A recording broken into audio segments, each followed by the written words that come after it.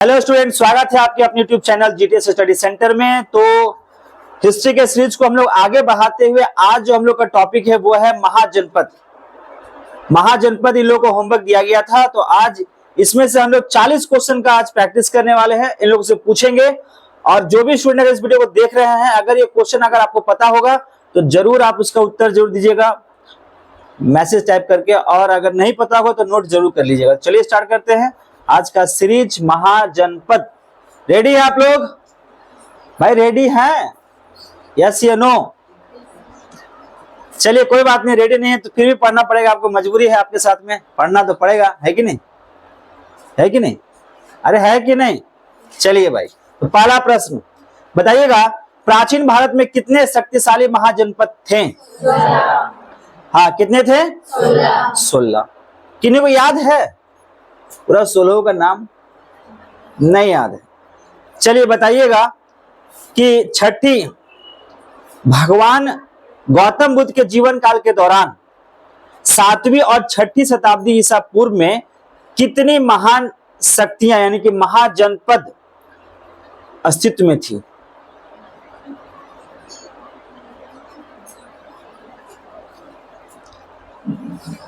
बोलो। दोनों के समय में ना? नहीं, गौतम बुद्ध के समय में। बोलिए, उत्तर बताइए। अच्छा क्वेश्चन। सबसे पहले इस उत्तर को जानने से पहले आपको पता होना चाहिए कि महाजनपद का कार्यकाल काल कब से कब तक था? 600 से लेके 325, 340 कि 325?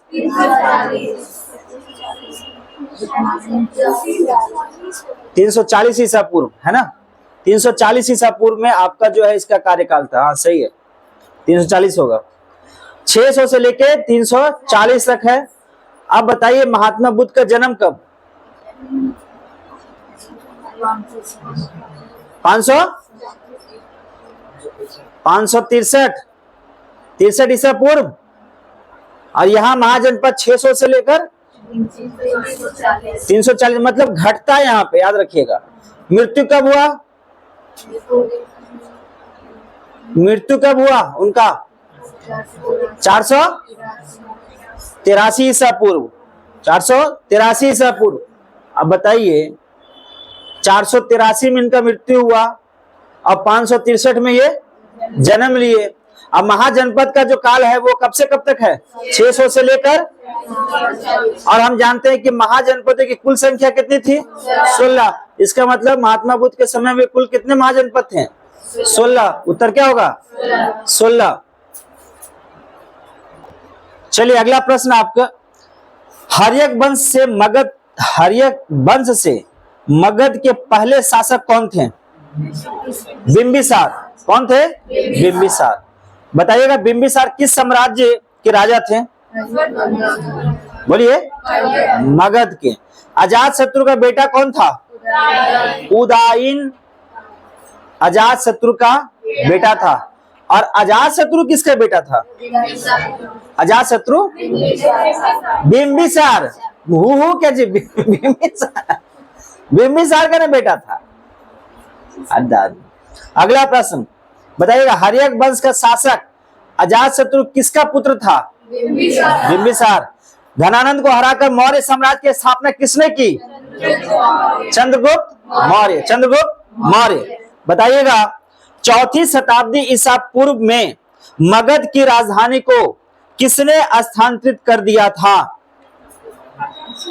कहां स्थानांतरित किया था? तो ऑप्शन सुन लीजिए, मथुरा, पाटलिपुत्र, वाराणसी या पानीपत? पाटलिपुत्र। पाटलिपुत्र। अगला क्वेश्चन है, सिकंदर का नाम सुने आप लोग ना? इसी पार्ट में आगे चलेंगे तो सिकंदर है। सिकंदर जो है बताइए कब जन्म लिया था?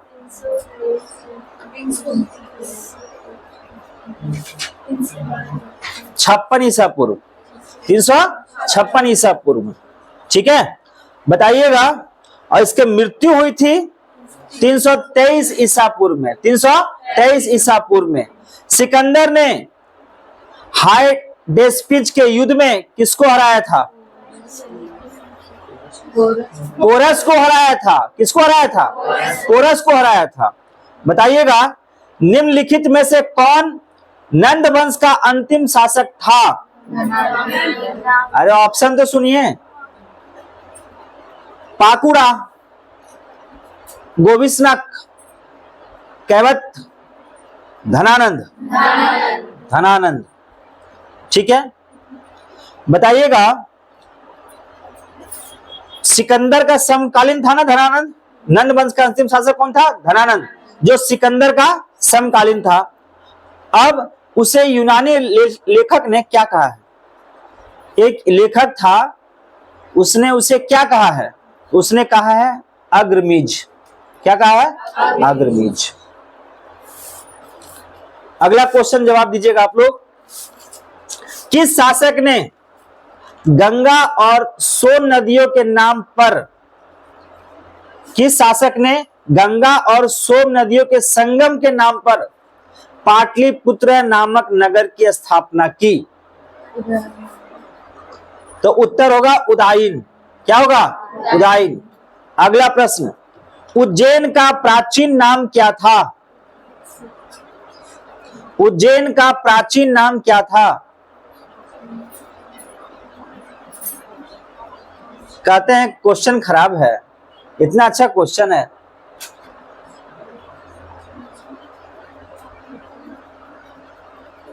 अवंतिका, अवंतिका।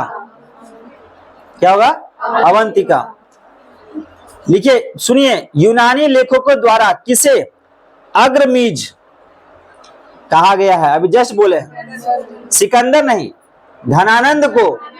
किसको? धनानंद को। अगला प्रश्न बताइएगा, प्राचीन काल में भारत में पहला विदेशी आक्रमण किनके द्वारा किया गया था? यूनानियों की रानियों?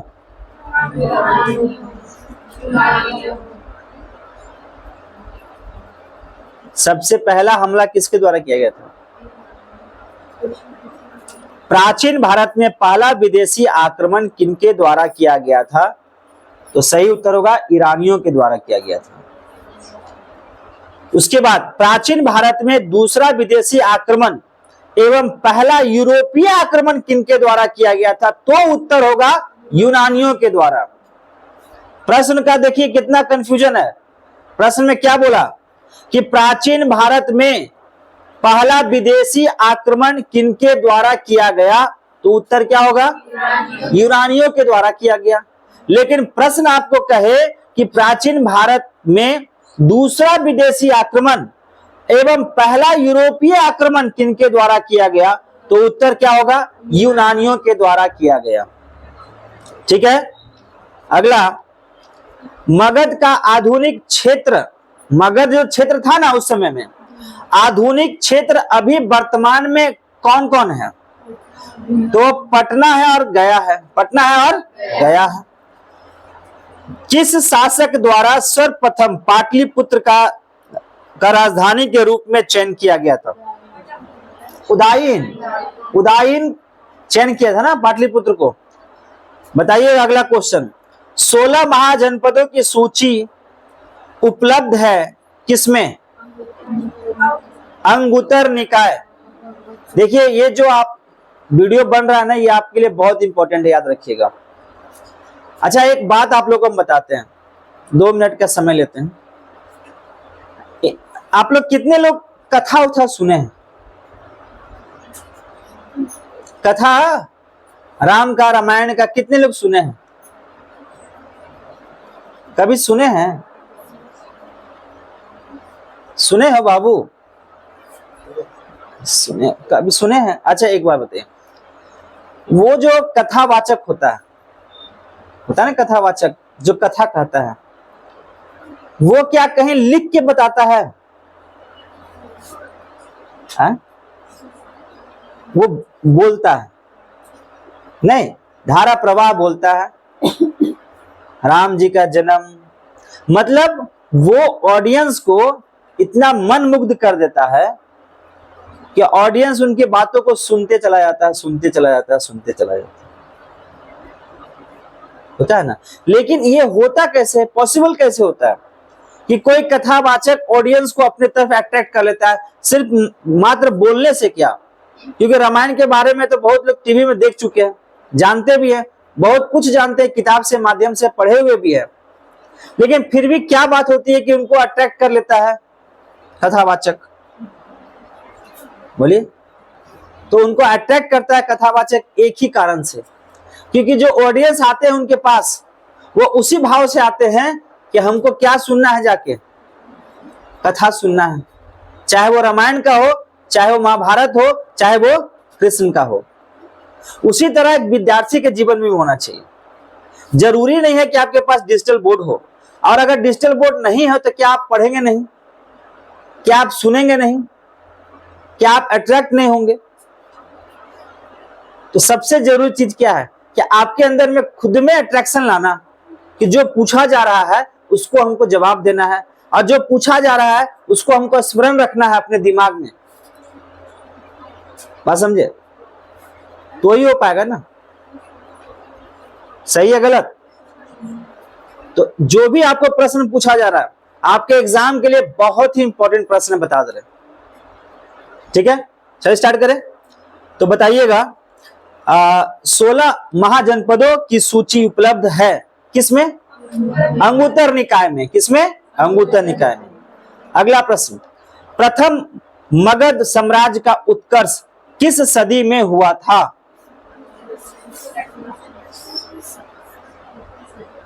6ठी सदी ईसा पूर्व में।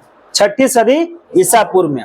अगला प्रश्न, 6ठी सदी ईसा पूर्व में प्रारंभ में भारत का सर्वाधिक शक्तिशाली नगर राज्य कौन था? मगध। कौन था? मगध। अगला प्रश्न, काशी और लिच्छवी का विलय, काशी और लिच्छवी का जो विलय, विलय मतलब आपस में मिल जाना, विलय मगध साम्राज्य में किसने किया था? जानते हैं आप लोग? बताइए। अजातशत्रु। अजातशत्रु। अगला प्रश्न, भारत में सिक्कों या मुद्रा का प्रचलन कब हुआ था? 600 ईसा पूर्व। 600 ईसा पूर्व में हो गया था ना। अगला क्वेश्चन, नंद वंश का अंतिम सम्राट कौन था? धनानंद। अगला प्रश्न, महाजनपद काल में श्रेणियों के संचालक को कहा जाता था क्या?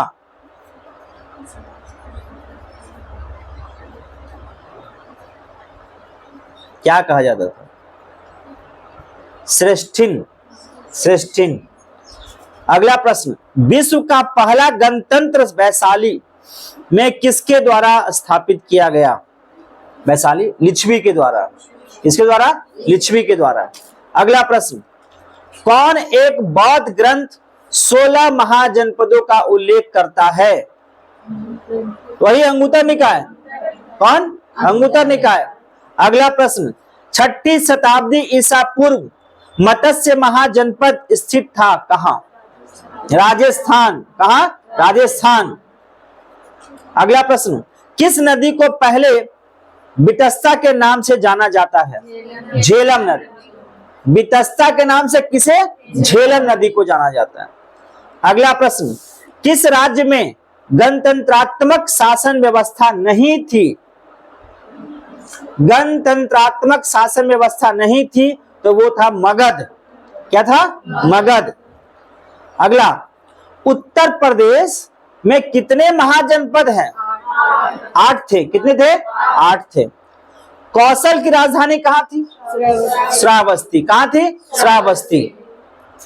मल्ल किस राज्य में है? मल्ल जब महाजनपद है ना, वो किस राज्य में है? उत्तर प्रदेश। अगला प्रश्न, गणराज्य के विश्व का पहला गणतंत्र किसे माना जाता है? गणराज्य के विश्व का पहला गणतंत्र किसे माना जाता है? तो वह लिच्छवी। चलिए अगला प्रश्न, अस्मक महाजनपद किस राज्य में है? आंध्र प्रदेश। किस राज्य में है? आंध्र प्रदेश। अस्मक की राजधानी? प्रतिष्ठान। वेरी गुड, प्रतिष्ठान। दूसरा महाजनपद कौन था जो गणतंत्र हुआ? मल्ल। कौन था? मल्ल। सूरसेन की राजधानी बताइए। मथुरा। कौन? मथुरा। अंग की राजधानी बताइए। चंपा। कौन? चंपा। महाजनपद में कौन सी भाषा का उल्लेख है? संस्कृत और प्राकृत। दोनों ऑप्शन आएगा, कभी एक ऑप्शन मारना है, ठीक है, और ज्यादातर एक ही ऑप्शन आएगा, या तो संस्कृत या फिर प्राकृत।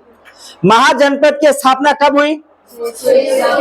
600 ईसा पूर्व में। जनपद की स्थापना कब हुई? 600 ईसा पूर्व में। अंत कब हुआ? 340 में। भाषा क्या था? प्राकृत और संस्कृत। भाषा क्या था? प्राकृत और संस्कृत। चलिए, बौद्ध ग्रंथ में कहा मिलता है इसका चर्चा? अंगुत्तर निकाय में। और जैन ग्रंथ में कहा मिलता है? भगवती सूत्र। भगवती सूत्र में, ठीक है। अगर हम बात करें शासन और व्यवस्था की, तो कैसा था? राजतंत्रात्मक और गणतंत्रात्मक था, है ना। बिहार में कुल कितने महाजनपद? उत्तर प्रदेश में कितना? यूपी में कितना? यूपी में कितना? एमपी में कितना? आंध्र प्रदेश में कितना? राजस्थान में कितना? यानी कुल कितने महाजनपद? 16 महाजनपद। कितने? 16। यूपी में, बिहार में, राजस्थान में, मध्य प्रदेश में, आंध्र प्रदेश में 1। चलिए, बिहार में जो आपका महाजनपद थे, बताइए नाम। मगध, अंग और बज्जी। मगध, अंग और बज्जी। लेकिन सवाल पूछता है यहाँ पे कि बताइए मगध की राजधानी कहाँ थी? कहाँ थी? राजगृह। अंग की राजधानी कहाँ थी? चंपा। और बज्जी की राजधानी कहाँ थी? वैशाली। कहाँ थी? वैशाली। उसी प्रकार से अगर हम उत्तर प्रदेश की बात करते हैं, तो उत्तर प्रदेश में भी आप जानते हैं कि 8 महाजनपद है, जैसे काशी, कौशल, मल्ल, वत्स, कुरु, पंचाल, सुरसेन और चेदी। ये 8 महाजनपद हैं। और अगर हम बात करेंगे कि इसकी राजधानी की, तो काशी, कौशल, श्रावस्ती, मल्ल, कुशीनगर, वत्स, कौशाम्बी, कुरु, इंद्रप्रस्थ, पंचाल, कांपिल्य, सूरसेन, मथुरा, चेदी, शक्तिमती।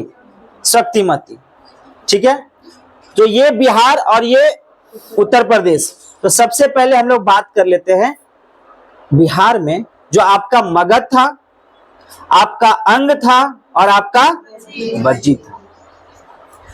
तो पहला प्रश्न है हमारा, मगध की राजधानी वर्तमान में पटना और गया।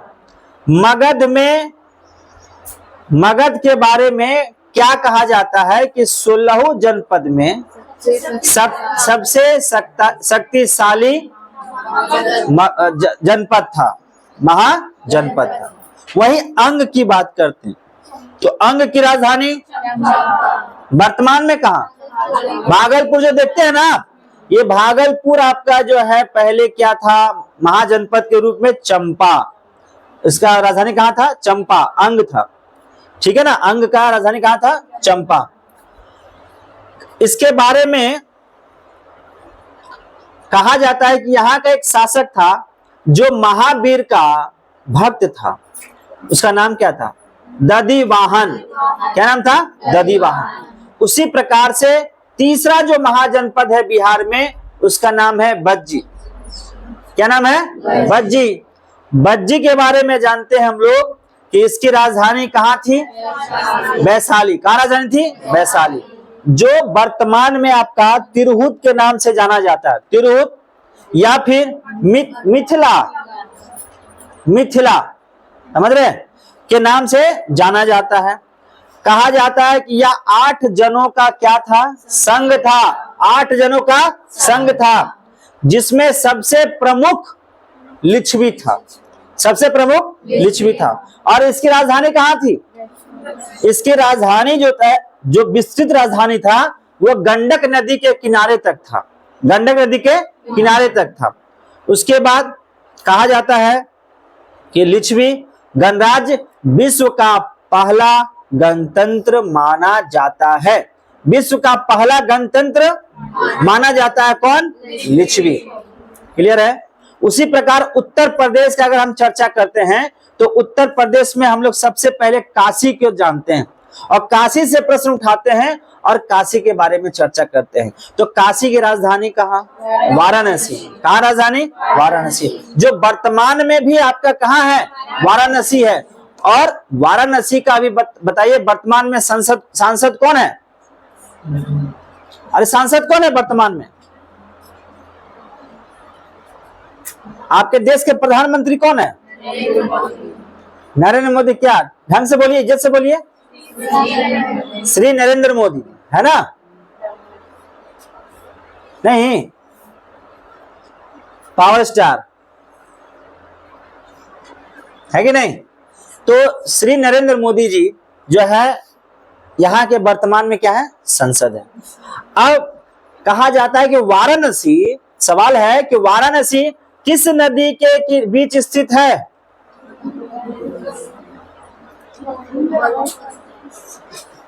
वही काशी के बारे में चर्चा हो रहा है कि काशी जो है किस नदी के बीच में स्थित था? वरुण और अस्सी घाट नहीं सुना है नाम? काशी का 80 घाट नहीं सुना है वाराणसी में? तो वरुण और 80, ठीक है। यहाँ का सर्वाधिक शक्तिशाली शासक कौन था? हाँ, बृहदत्त। वेरी गुड, ये लड़की अच्छी याद कर रही है, बृहदत्त।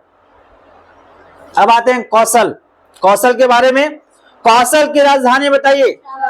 श्रावस्ती। कहाँ था? श्रावस्ती। जो किस नदी के किनारे स्थित है? जो रावती, रावती नदी के किनारे स्थित है। यहाँ का शासक कौन था? प्रसेनजीत। कौन था? प्रसेनजीत। और ये किस कुल का था? इक्ष्वाकु कुल का, इक्ष्वाकु कुल का था। अब आते हैं मल्ल के पास। मल्ल के बारे में जान लीजिए। इसकी राजधानी कहाँ थी? कुशीनारा। कुशीनारा। उत्तर प्रदेश के यह जो वर्तमान में जो जिला है ना, देवरिया, अरे देवरिया जिला है ना, वो देवरिया जिला में ही स्थित है। बात समझे? और कहा जाता है कि यहीं पर महात्मा बुद्ध का क्या हुआ? जन्म। उसको क्या कहते हैं? महापरिनिर्वाण। महात्मा बुद्ध का क्या हुआ? यहाँ पे मृत्यु हुआ, नहीं कि महापरिनिर्वाण कहा जाता है। यह दूसरा ऐसा महाजनपद था जो कि गणतंत्र हुआ, और पहला लिच्छवी। मल्ल को कितने भागों में विभाजित किया गया? 2 भागों में। कौन कौन? उत्तरी भाग और दक्षिणी भाग।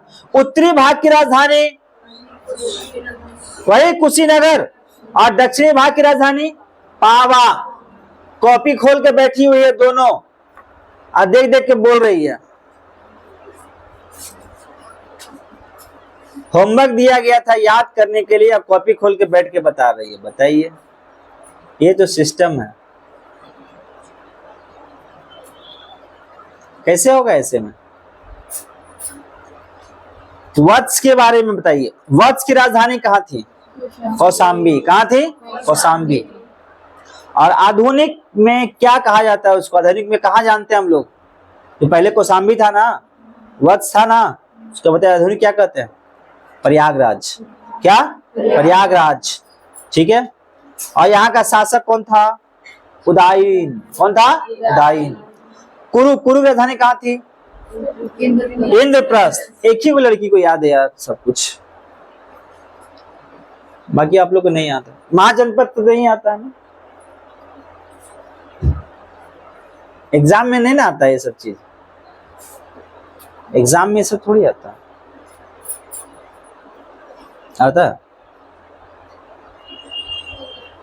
हमको लगता आता।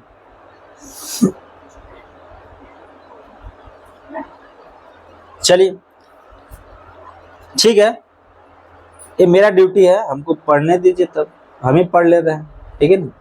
आप लोग एंजॉय कीजिए, छोड़ दीजिए, हम कर देंगे। वर्तमान में कुरु राजधानी राजधानी कहाँ था इसका? इंद्रप्रस्थ। ठीक है, वर्तमान में कहाँ? वर्तमान में उसका नाम क्या जाना जाता है? दिल्ली।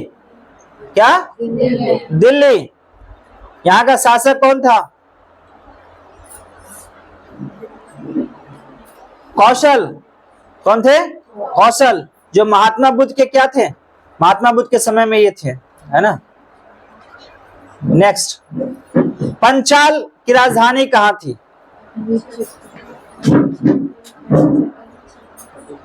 अधिछत्र। ये कहाँ? उत्तर की तरफ। लेकिन दक्षिण की तरफ बात करेंगे तो कामीपल्य। कामीपल्य। वर्तमान में ये कहाँ है?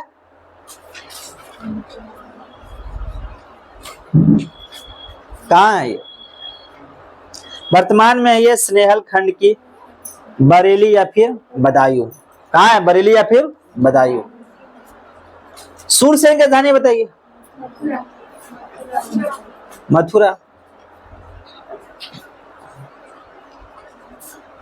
यहाँ का शासक कौन था? अवंती पुत्र था। चेदी की राजधानी बताइए। शक्तिमती। शक्तिमती, जो वर्तमान में कहाँ है? बुंदेलखंड। देखिए, आप लोग आगे बढ़ने से पहले आप लोग को बता देते हैं। देखो भाई, कंपटीशन जो है ना, एक समंदर है। ये तालाब नहीं है, एक समंदर है।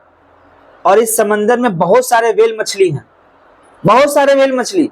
आप जितना सोच रहे हो ना, आप जितना सोच रहे हो, उससे कई गुना पहले लोग सोच के पढ़ के बैठे हुए हैं।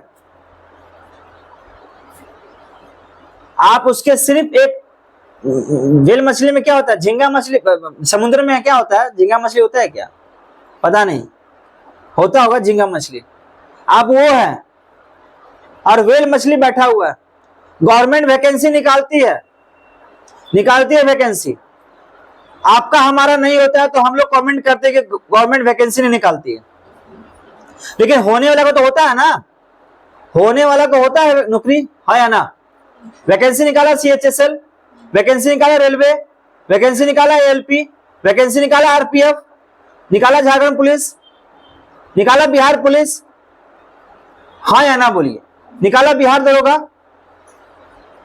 तो आपको लगता है कि नहीं महाजनपद से मतलब ही नहीं है, आपको लगता है कि नहीं वैदिक सभ्यता से मतलब ही नहीं है, आपको लगता है कि नहीं हिस्ट्री से तो कोई मतलब ही नहीं है। अरे भाई, जब आप जानोगे, थोड़ा सा नॉलेज होगा, तब तो ऑब्जेक्टिव को ही पकड़ पाओगे, ये तो कैसे होगा। आप ये जान लीजिए कि कंपटीशन जो होता है ना, ये एक ऐसा प्लेटफॉर्म है जहां ये सबको बस की बात नहीं है।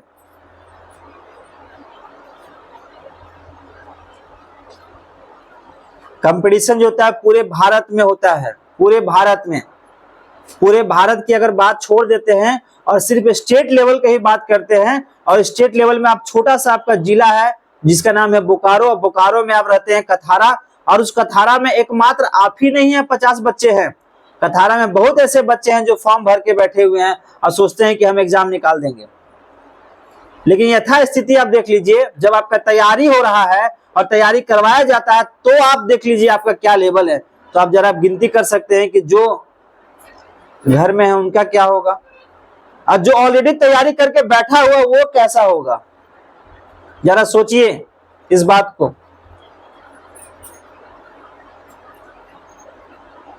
कंपटीशन जो है एक समंदर है, याद रखिएगा। और इसमें बहुत सारे स्टूडेंट ऐसे हैं जो व्हेल मछली की तरह वेट कर रहे हैं, वैकेंसी आएगा और उसको तुरंत लपक लेंगे। वैसे आपको भी बनना पड़ेगा, और उस बनने के लिए आपको त्याग करना पड़ेगा, मेहनत करना पड़ेगा, जो आप लोग बिल्कुल भी नहीं करते। और नहीं कीजिएगा तैयारी, नहीं कीजिएगा मेहनत, तो कभी लाइफ में सक्सेस नहीं कीजिएगा। याद रखिएगा इस बात को, कभी आप एग्जाम नहीं निकाल सकते।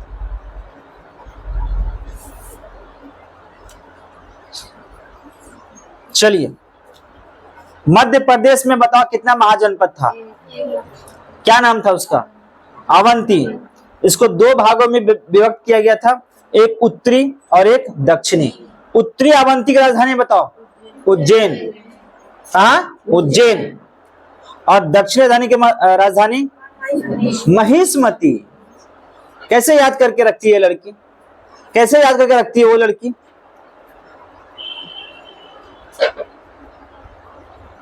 देखो, लड़की लोग को बता दे, लड़की लोग एक सुन लो बात, लड़की लोग के अंदर में एक ऐसा मेमोरी पावर है ना, किसी चीज को याद करने का, किसी चीज को स्टोर करने का, ये सबके अंदर में नहीं होता, लड़की लोग में खासकर होता है ये चीज। और आप लोग में वो क्षमता है कि आप लोग कुछ सब कुछ कर सकते हैं, सब कुछ कर सकते हैं लाइफ में। ये कंपटीशन क्या है? और इतना सरकार आप लोग को छूट दिया हुआ है, इतना कुछ दिया हुआ है कि आप क्या ही बोले आपको। बस आपको पढ़ना है, रेगुलर पढ़ना है, 5 से 6 घंटा, 5 से 6 घंटा डेली पढ़ना है। वही आप लोग नहीं कर पा रहे, फोन में बिजी, घर में बिजी, दोस्तों के साथ बिजी। तो ऐसे कभी एग्जाम में निकलेगा।